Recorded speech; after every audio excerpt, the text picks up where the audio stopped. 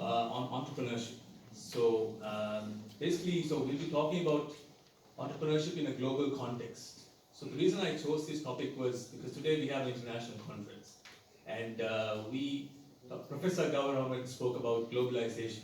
So globalization has actually taken another important step with digital transformation and entrepreneurship. So with social media becoming so rampant, we are connected, we are globally connected so easily. So that's why today I'll be looking in my presentation, we'll be talking a lot about how entrepreneurs can succeed globally with digital transformation, innovation, social media marketing. So let me get to my slide here. So what exactly is an entrepreneur? So when we look at an entrepreneur, we normally think of typical entrepreneurs, we think of Steve Jobs, Elon Musk, Mark Zuckerberg. But do we actually know what exactly is an entrepreneur? So basically an entrepreneur we're surrounded by entrepreneurs basically. So basically the person who found my suit is an entrepreneur. The person who found this campus is an entrepreneur. The person who found the mobile phone I'm using is an entrepreneur. So basically entrepreneurship is around us. It's just that it doesn't necessarily, we think that entrepreneurship just came up 5-10 years ago. But it's been there for centuries. So anyone who founded a business or started a successful business, so it's been there for decades. So call this a dreamer. So basically an entrepreneur starts off as a dreamer. So anyone who has an idea, right? So we all dream about starting a successful business. So how do we start a business and how do we succeed in that? So basically you have to have strategies and steps to really come up there. So an entrepreneur is a dreamer, then he becomes a planner, then eventually he becomes a doer, and finally he becomes an entrepreneur. So there is something called an entrepreneurial ecosystem, right? So basically there's a famous saying that if you want to do good things, you can do it alone. But if you want to do great things, you have to do it together. So let's look at an entrepreneurial ecosystem. It's very important to understand that there are several factors in an entrepreneurial ecosystem. The most important one is human capital and workforce, right? So you have human capital with, another point that I want to mention is everyone talks about artificial intelligence and AI taking over jobs, but I still believe that human capital is very important, that AI will not be able to do certain things that humans are able to achieve. So human capital is very important. And then another point I want to mention is universities acting as catalysts. So yesterday Professor Dr. Jason spoke about MAHE coming up with a entrepreneur center to promote entrepreneurship, which is the key agenda of MAHE Dubai. So I think universities play a key role in acting as catalysts in order to nurture entrepreneurs. So then you have several factors like local and global markets. We're in Dubai, which is an international city. So I was educated in London, so I see a lot of similarities between London and Dubai. Both are cosmopolitan cities where you come up with an idea and you can really get the funding needed. So yesterday, His Excellency Sheikh Salim Khamis also mentioned that the Dubai government is very much interested in promoting entrepreneurship and nurturing entrepreneurs. So I think that I can see a lot of bright students who, if you want to pursue a career in entrepreneurship or start your business, I think you're in an ideal city, Dubai International City. So there will be definitely a lot of opportunities if you want to pursue that career. And another point I want to mention is, according to research, in the US, right, 66% of millennials in the US had a side hustle. So we all know what a side hustle is. A side hustle is basically where you have a job and where on the safe side, you do a startup on the side as well. So 66% of Americans actually had a side hustle. So that is something that you can consider because it's safer and you risk actually diving into the deep end and starting your business, and you probably can lose. So if you have a job, you can actually start up with a startup on the sideline. So this is what I found out from Silicon Valley and Stanford entrepreneurship. Now, as you know, Stanford is a global university, it's well-recognized US university. So how they function is they have a risk-taking culture. They have a talented, diverse, and imaginative student. They have a community that gives back. So you have to work with the community and abundant capital that I'm sure is present in the UAE as well. Collaboration with the industry is very important.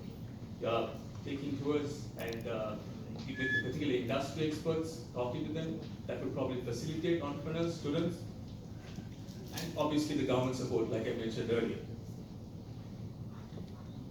Right. So now I want to come up with a topic: compare digital marketing with traditional marketing. So I actually have a digital marketing company myself, and I'm working on digital transformation in South Asian region, mainly Sri Lanka and Maldives. So even today, this conference, as I saw the team that's promoting this conference was mainly doing that through LinkedIn, Instagram, and Facebook. So I saw that, that everything is changing now. What is digital marketing? Digital marketing is mainly social media marketing, email marketing, right? SEM, SEO. So that's taking over now. Basically, the reach is massive and the cost is less. So traditional marketing is eventually dying out. I'm a lecturer at university in Sri Lanka, so I asked the students, a class of 16 people, right? So I asked them, how many of you actually watch television? So the age group was around 20 to 25. And you won't believe, not a single person raised their hand. They don't watch television anymore. I was surprised. I'm sure most of you even watch the news via digital means. So that's how digital transformation is happening. And we have to adapt to digital transformation. As you can see here, I came up with this slide, traditional versus digital marketing. So let's see here, if you want to reach an audience of 2,000 people, right? You say you want to reach using marketing campaigns an audience of 2,000 people. Compared to traditional marketing, digital marketing is way less cheaper, right? So basically, as you can see here, you have to use broadcast, $150, newspapers, $200, $500 for magazine, $900 for direct mails. But using social media and digital marketing means it's just $50 and $75 for social Facebook campaigns, and Instagram campaigns are pretty much very cheap, right? Basically, you can boost your posts using Facebook. For a less amount, you can reach a wide range of people from different parts of the world. So compared to that, compared to traditional marketing, digital marketing is much more effective and less cheaper as well. Right. So I really want to elaborate on this one. Like I said earlier, traditional marketing is normally one-way communication, right? When you're on the television, when you're on the newspaper or radio, there's no way that the customer can give you feedback. So it's always one-way communication. But digital marketing and social media marketing is always two-way. And that can be a good thing and a bad thing as well. Why I'm saying it could be bad is because a lot of companies have Facebook pages, and if you're not really good enough in your customer service, someone can go to your Facebook page and say your service is bad. And that could seriously damage your company's reputation. So that is a good thing in a way, because companies are increasingly finding better solutions to solve this by providing better customer service. So afraid of the fact that a customer can post on Facebook, companies are increasing their performance and providing better customer service. So that is the importance of two-way communication. Right. Let's look at social media usage globally. According to statistics, according to the World Bank report in 2019, there was 7.44 billion people on Earth, and 3.84 billion people are using the internet. And out of that, 2.46 billion people are using social media. Another interesting part is 2.1 billion people are using social media using their mobile phones. So that's a very interesting point that we have to note, is that smartphone penetration has increased dramatically, right? So we're looking at 2 billion people for customers, in terms of customers, in terms of consumers, for startups and companies who want to reach. Right, so everyone knows this map, I'm sure, right? The He can be a hero, or he can be a villain, right? So, Mark Zuckerberg. So Mark Zuckerberg is someone who has completely changed our lives for good or bad, but he's, I would say, one of the most powerful people in the world because he controls Facebook, Instagram, and WhatsApp. So basically what I do is when I'm getting off the podium, I'll probably go and check my phone and see whether WhatsApp, Facebook, or Instagram. That's how our lives function. So according to, so Facebook currently has 2 billion users. And Facebook, Mark Zuckerberg has come up with a new theme called the Facebook algorithm. So basically what you mean by the Facebook algorithm is Facebook is no longer concerned about how much hours you spend on Facebook. What they want is they want meaningful interactions in terms of comments, in terms of sharing, in terms of posting, because they want content to be driven continuously. So that's what you mean by the Facebook algorithm, which is a new way of identifying and segmenting their target customer base. Right, so we talked about Facebook. Let's talk about Instagram for business. Now, normally we all think in the last few years we thought that Instagram is mainly for online chatting, dating, but that has changed now completely. Instagram has becoming increasingly useful for business. So even B2B companies are using Instagram for their business, mainly for brand awareness and brand creation. So this is a very interesting point that I want to share. Is if you look at the brand engagement for Instagram versus Facebook and Twitter, Instagram has 4 times more brand engagement than Facebook. So the reason is because of visual communication. So visual communication has become increasingly important. So people don't want to see words anymore. Pictures speak words. So that is the reason why Instagram has 4.2% and 4 times more brand engagement than Facebook. Right. So now I want to come on to branding. So we spoke about digital marketing, but I would say digital marketing and branding go hand in hand. Because now branding has taken a completely different twist as a result of social media. So your brand is highlighted by social media. So now, for example, we found out that most of the people, when they want to see the authenticity of a company, they don't go to websites anymore. They go to your Facebook page and they see how many followers you have, how many likes you have. I'm sure we all do that. So in terms of data by websites, social media data has actually taken over website data. Right. So this is a poster that I found online. This is Coca-Cola's probably 80 years ago. This is Coca-Cola's first banner advertisement, right? So we all know the story of Coca-Cola. They started off with selling 20 bottles, right, in probably 1895 or something. So they only sold 20 bottles in 1 year. So they could have closed down. So I use the example of Coca-Cola because it's one of the most important brands in the world and how they develop their brand. So now if you look at Coca-Cola, they have transformed completely. They do their branding purely on social media. They have around 300 million Facebook likes. They have one of the most successful Facebook campaigns, and Coca-Cola has that. So this is, I want to talk about Steve Jobs and Apple for a while. I'm sure everyone. So basically, what I want to talk about is we all know about Steve Jobs, successful Steve Jobs. But do we actually know that Steve Jobs failed in the late 90s and he was actually fired from his own company? So what I wanted to talk about is Next Computers. It's probably something that most of you haven't heard of, but it's a venture that Steve Jobs started. So let me tell you about this because it's a nice branding strategy that he used. So what he did was he founded Next Computers, and the software was really expensive. So in 1995, a computer was going to be sold at $12,000 US. So imagine a student cannot afford a $12,000 computer 30 years ago. So what Steve Jobs did was he didn't focus on the computer, but he focused on the software. So later, Apple wanted the software, and Steve Jobs sold it to him. So that was a strategy that he used, and they hired Steve Jobs with $500 million in shares, and he was appointed as the CEO of Apple, the company. So I really want to mention about how you can use strategy, and this brand actually failed. So Next Computers closed down, and 35,000 people lost their jobs, but Steve Jobs achieve what he wanted because the software was bought over by Apple. Right.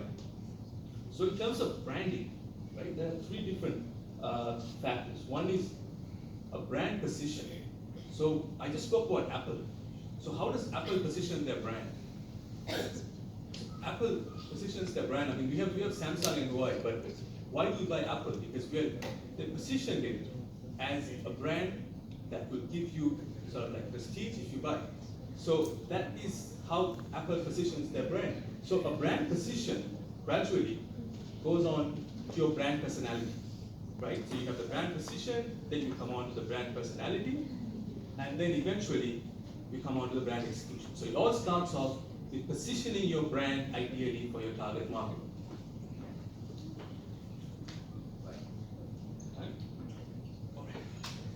Right, so I really want to talk about experiential branding.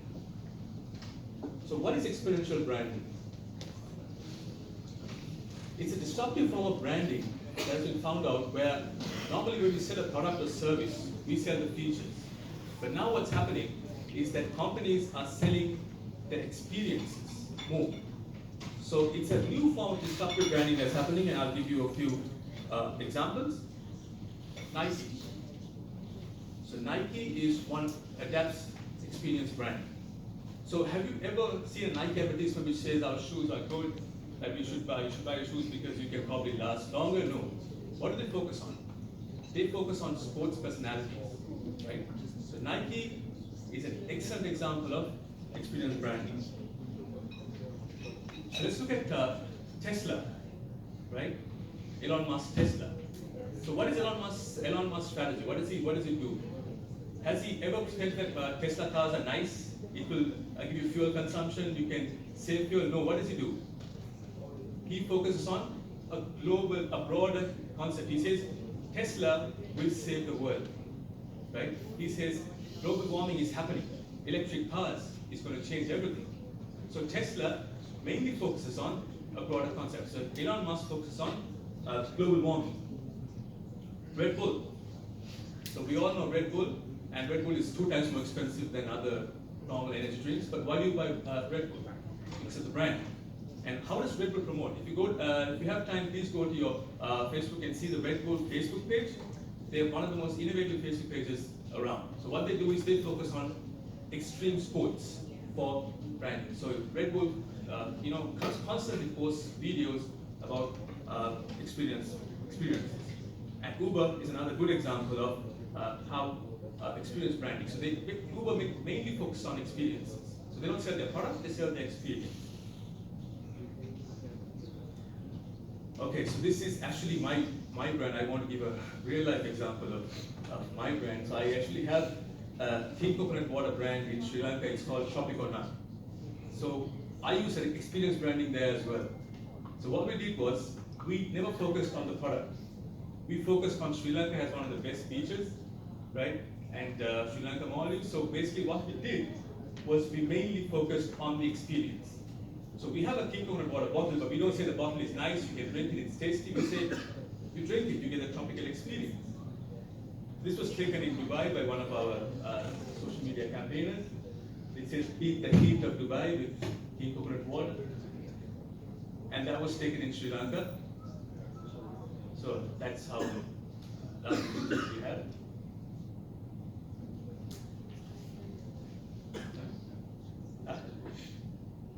Let me just speak. Right. So I want to focus on innovation, right? So the last factor that I want to talk about is innovation. So we're living in a time where innovation is constantly needed in order to enhance our company's capabilities. So what is innovation? Innovation is a linkage of human values, business, and technology, right? So when you have all three together, you have innovation. Right, so just have a look at this photo. This, I found out, is a good example of innovation. Others, look at their gloomy faces, they're drowning, but the other person is using the umbrella as a boat. That's an example of innovation. Another photo. Innovation is a state of mind. You have brain, and you're wasting the water. On the other hand, using your umbrella as an object to save water. I want to quickly wind up with an example of Airbnb and Thomas Cook. Now, we all know about Thomas Cook probably. We probably heard that Thomas Cook collapsed, which is one of the largest travel agents in the world, the UK. So they collapsed. So what was the reason for Thomas Cook's collapse? Was because they failed to innovate. And the main reason was Airbnb. So how many of us actually use a travel agent to go for tours? We don't use that. We have Airbnb, we have Booking.com, we have different ways which we can book flights. We can do it on our own. So Thomas Cook was not needed anymore as a travel agent. So Airbnb, a game changer, spends millions on R&D, excellent team of professionals. At the same time, Thomas Cook failed to innovate, and they had a board of directors who refused to change, and they had high prices. So this was just a few points that I want to mention. So that's how innovation is important. So a good example is Airbnb versus Thomas Cook. So to end my presentation, I want to use these three words, right? In terms of personal life, education, or working, improvise, adapt, and overcome. So whatever challenges you have in life, if you use these three words, you can truly become successful. Improvise, adapt, and overcome. Thank you very much.